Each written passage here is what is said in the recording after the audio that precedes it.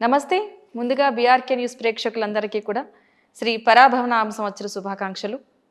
ఈరోజు మనతో పాటు ఉన్నారు ప్రముఖ ఆస్ట్రాలజిస్ట్ వేణుస్వామి గారు.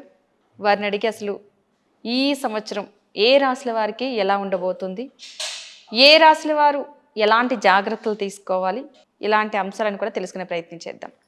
నమస్కారం గురుగారు. ముందుగా మీకు శ్రీ పరాభవనామ సంవత్సర శుభాకాంక్షలు. నమస్తే అమ్మ. ఓం నమో వెంకటేశాయ. వెంకటాద్రి సంస్థానం బ్రహ్మాండే నాస్తికించిన వెంకటేశ సమోదేవో న భూతో న భవిష్యతి. బీఆర్కే న్యూస్ ప్రేక్షకులందరికీ కూడా శ్రీ పరాభవనామ సంవత్సర ఉగాది శుభాకాంక్షలు. సో ముందుగా మనము ఈ సంవత్సరము పరాభవనామ సంవత్సరము సంబంధించినటువంటి ఫలితాలు, సంవత్సర ఫలితాలు అంటారు.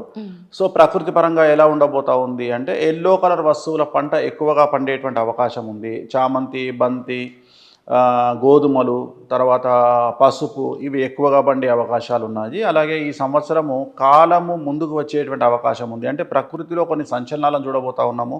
ప్రతి కాలం కూడా, ఉదాహరణ ఎండాకాలము అంటే ఒక 1 మంత్ బిఫోర్, వానాకాలం అంటే ఒక 1 మంత్ బిఫోర్, చలికాలం 1 మంత్ బిఫోర్, అలా ముందుకు వచ్చేటువంటి అవకాశాలు ఉన్నాయి.